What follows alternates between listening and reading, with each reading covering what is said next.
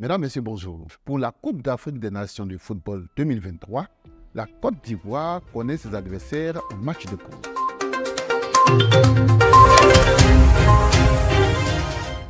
Pour cette 34e édition de la CAN, le tirage au sort des poules s'est déroulé le jeudi 12 octobre 2023 à Abidjan. Dans la poule A, les éléphants de Côte d'Ivoire affronteront les Super Eagles du Nigeria, Zalan National de Guinée équatoriale et les Lycaons de Guinée-Bissau. Côte d'Ivoire-Guinée-Bissau est d'ailleurs l'affiche du match d'ouverture prévu le 13 janvier 2024 au stade Alassane Ouattara de Bimbe.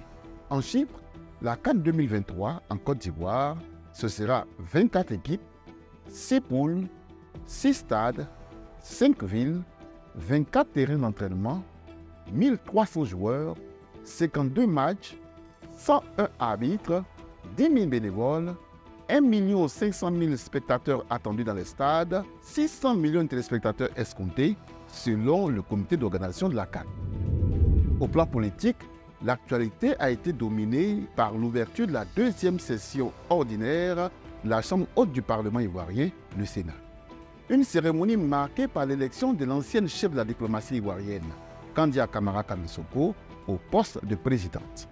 C'est la première fois dans l'histoire politique de la Côte d'Ivoire qu'une femme occupe cette prestigieuse fonction. Kandia Camara, personnalité politique de premier plan au Rassemblement des Oufouettistes pour la démocratie et la paix, succède ainsi à M. Aoussou Jano, battu lors des sénatoriales du 16 septembre 2023.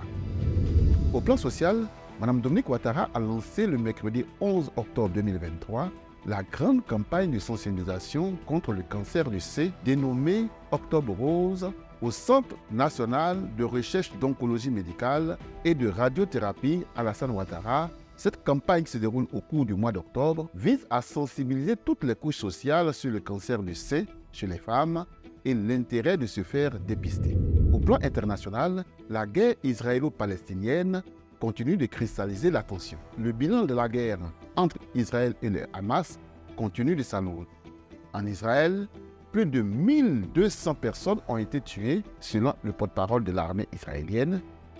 Et du côté palestinien, plus de 1417 personnes sont mortes d'après les autorités locales. Selon l'ONU, plus de 43 000 personnes ont été déplacées par les frappes contre la bande de Gaza.